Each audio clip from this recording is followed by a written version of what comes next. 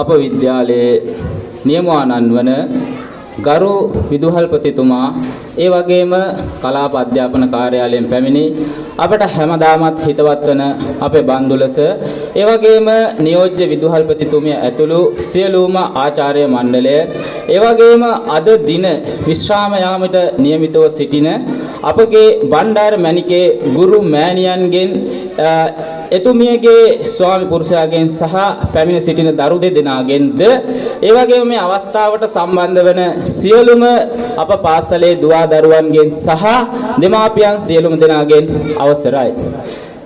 ඇත්තටම මම හිතනවා අද බලගොල්ල විද්‍යාලය ගත්තට පස්සේ මේ බලගොල්ල විද්‍යාලයේ සිටින සියලුම දෙනා සතුටු වෙන දිනයක් නෙමෙයි අද දවස. ඇත්තටම අද අපට ඊ타මාත්ම දුක හිතෙන දවසක්. මේ බලගොල්ල විද්‍යාලයට අතීතයේ පොතට අකුරක් අලුතින් එකතු වෙන්නේ මම හිතනවා දුක හිතෙන විදිහට. පුරා වසර 7කට ආසන්න කාලයක් මේ පාසල් මේ පින්බිම තුල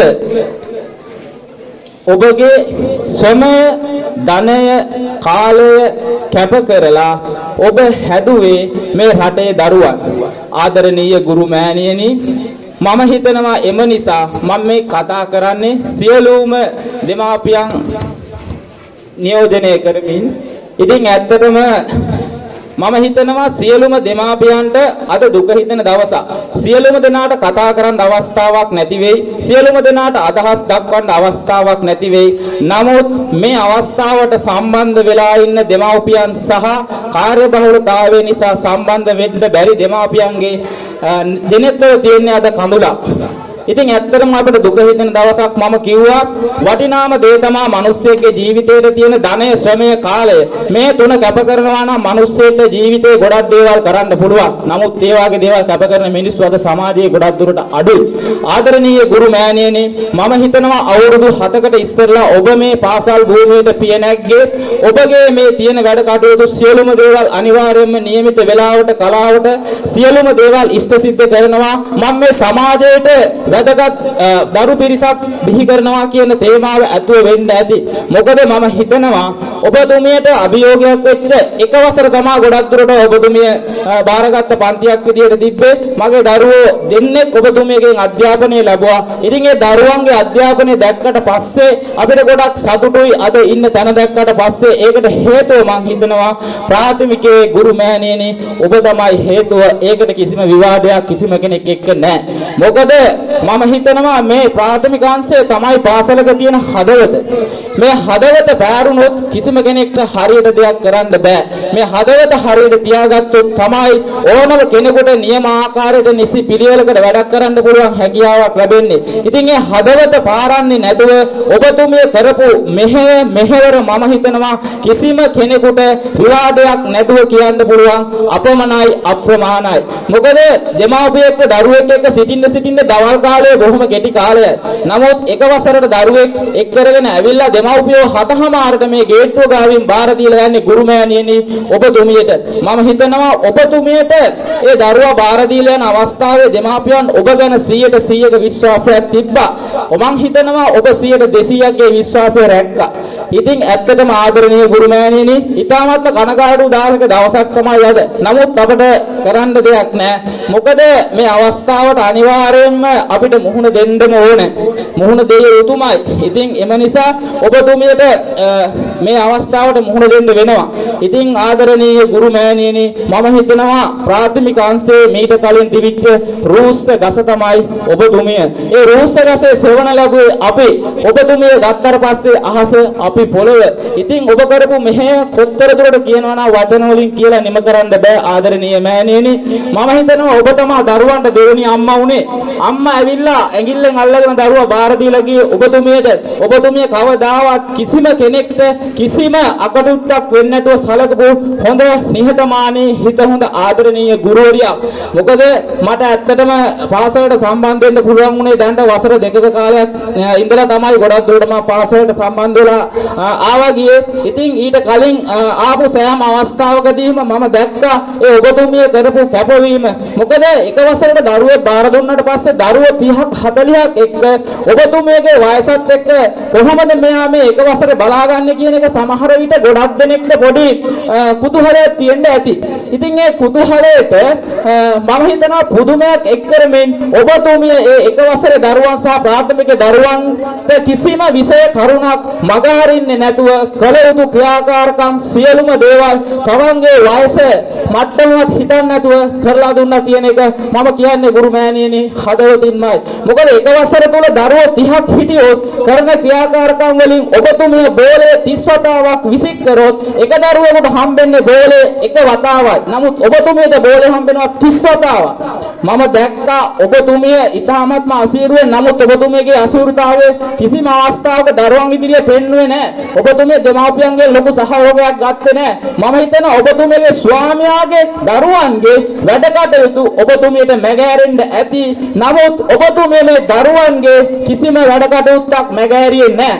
ඉතින් ඒ වාගේ ගුරුතුමියක් අපේ පාසලෙන් නික්ම යන එක මම හිතනවා අපිට කනගාටු ඒ වගේම මේ රටටත් ගොඩක් ලොකු පාඩුවක් වෙනවා. ඔබතුමිය විහි කරපු දරු පරපුර මං හිතනවා ඔබතුමියටත් ගණනය කරන්න බැරුව ඇති. ප්‍රාථමික අංශය ඔබතුමිය මේ පාසලට ආවට පස්සේ ලැබපු ජයග්‍රහණයක් තියෙනවා නම් ඒ ජයග්‍රහණය පිටිපස හිටපු ඒ පර්වතය ඔබතුමියමයි ගුරුතුමනි. ඇත්තටම මේ කතාව කියන්න ඕන. මොකද ඔබතුමියගේ අඩුව මම හිතනවා ගොඩක් දුරට අපට පියව ගන්න පුළුවන් වෙයිද කියලා. ඉතින් ඇත්තටම අද දවස මට නම් ඇත්තටම කනගාටුදායක දවසක්. මොකද මම මෙතුමියත් එක්ක වැඩ කරා කියන දෙයක් නිසියාකාරව හරියට කෙලින් කියන නියම කොන්දක් තියෙන ගුරුතුමියක් තමයි මේ ඉන්නේ. තන තන විවේචනය කරන දරුවන්ට එක එක ආකාරයෙන් සලකන කෙනෙක් නෙමෙයි. පුළුවන් දරුවා පිටිපස්සේ නෙමෙයි මේ ගුරුතුමිය ගියේ. බැරි දරුවා පිටිපස්සේ. ඒ කියන්නේ බැරි දරුවත් පුළුවන් දරුවාගේ මට්ටමට මම ගන්නවා කියන අදහස ඇතුව තමයි මෙතුමිය ක්‍රියා කළේ. ඉතින් ඇත්තටම ඔබතුමිය මේ පාසලේ නික්ම යන එක අපේ සතුටක් නෙමෙයි ගුරුතුමියනි. අපිට තියෙන්නේ ලොකු දුකක්. ඉතින් මම කලින් කිව්වා වගේ මේක ඔබතුමිය සම්බන්ධ වෙලා මේක කරන්න ඕන කාර්යයක් මිසක් නැත්තම් මේක මේ අපි සතුට කරපු දෙයක් නෙමෙයි. ඒක දන්නවා විදුහල්පතිතුමත්. ඇත්තටම මම කිව්වා මෙතුමිය කෙලින් අඩු කරපු ගුරුවරියක් ඒ වගේ ගුරුවරියෝ ගොඩක් දුරට අඩු. ඒත් එක්කම තමන්ගේ හිතවත් ගුරුවරියෙකුට දෙමව්පියෙකුට දරුවෙකුට මොනෑම අකටයුත්තක් මොනෑම කරදරයක් සිදුවෙච්ච සෑම අවස්ථාවකදීම මෙතුමිය දුර බැහැර වුණත් ඒ දුර ගමන බලන්නේ නැතුව තමන්ගේ තියෙන අසනීප තත්ත්වයන් ගැනවත් හිතන්නේ නැතුව සම්බන්ධ වෙච්ච ගුරුවරියා. මොකද මේ මෑතකදී අපේ දැනට රෝහල්ගත වෙලා ඉන්න බණ්ඩාරමැණිකේ ගුරුතුමියගේ අම්මා නැති වුණා. අම්මා නැති වෙලා මං හිතනවා කිලෝමීටර් රම්මෙලතා ටීචර්ගේ සමා වෙන්න රම්මෙලතා ටීචර්ගේ ගුරුතුමියගේ අම්මා නැති වෙලා කිලෝමීටර් මං හිතනවා 350 400ක් එක විදියකට යන්න බැරි ගමනක් තමයි. නමුත් මේ ගුරුතුමිය ගියා. ඒ කියන්නේ තමන්ගේ කියන හැඟීම මේ ගුරුතුමියගේ හිතේ තිබ්බා. සමහර විට මේ අවස්ථාවට සම්බන්ධ වෙන්න පුළුවන් මිනිස්සු ඉන්න ඇති. නමුත් මේ මිනිස්සු හිතලා මගහැරියක් මේ ගුරුතුමිය එහෙම කරේ නැහැ. තමන්ට පුළුවන් විදියට තමන්ට පුළුවන් ආකාරයට සෑම අවස්ථාවකදීම සෑම කටයුත්තකටම සම්බන්ධ වුණා. ගුරු මෑණියනි ඔබ මේ මව් රටට මැණිකක්. ඇත්තම කතාව ඔබ මේ මව් රටට මැණිකක්. මොකද ඔබ හදා වඩා ඇතිදැඩි කරපු දෙමව්පියන්ට මං හිතනවා ඔබට වෙන පිනක් කරන්න අවශ්‍යතාවයක් නැහැ. ඔබ මේ කරපු පිනම ඇති ඒ අම්මා තාත්තා නිවන් දකින්න. ඉතින් මේ වගේ දේවල් සියලුම දෙනාට කරන්න හම්බ වෙන්නේ නැහැ මේ සමාජේ. ඔබට ලැබෙච්ච දුර්ලභ අවස්ථාවක් තමයි ගුරු මෑණියනි මේ අවස්ථාව. මම දැක්ක සමහර අවස්ථාවලදී මේ පාසලට එන අවස්ථාවේදී දරුවෝ දුවගෙන ඇවිල්ලා ඔබතුමියගේ බෑග් එකත් අරගෙන පන්තියට යනවා. ඒක තමයි අපේ කියන හැඟීම. සමහර විටදී බය කියන එකක් තියෙනවා. මේ කරුණාවන්තකමට කරන දේවලුත් තියෙනවා. ඉතින් බයටයි කරුණාවන්තකමටයි කරන දේවල් දෙකක්. ඒක එන්නේ තමන්ගේ හැඟීමෙන් කරපු දේවල්. ඉතින් ආදරණීය ගුරු මෑණියනි ඔබතුමිය ගැන කතා කරොත් මේ උත්සවය ඉවරනකම මට නම් කතා කරන්න වචන තියෙනවා. ඉතින් මේ කටයුත්ත ඉදිරියට කරගෙන යන්න අවශ්‍යතාවය තියෙන හින්දා ඔබතුමියට අද දින මේ විශ්‍රාම යන දවස සර්ව ප්‍රකාරයෙන්ම සාර්ථක වෙලා ඉදිරි ජීවිතය කිසිම අකටයුත්තක් නොවේ අපේ ආයුෂත් අරගෙන ජීවත් වෙන්න පුළුවන් කාලයක් උදා වේවා කියලා ප්‍රාර්ථනා කරමින් ඒ වගේම අද දින රෝහල්ගත වෙලා අසනීප තත්ත්වයෙන් ඉන්න අපේ රම්මලතා ගුරු මෑණියන්ට අපි සියලුම දෙනා වෙනුවෙන් ඉක්මන් සුවය ප්‍රාර්ථනා කරමින් මම නිහඬ වෙනවා ඔබ සැමට තෙරුවන් සරණයි.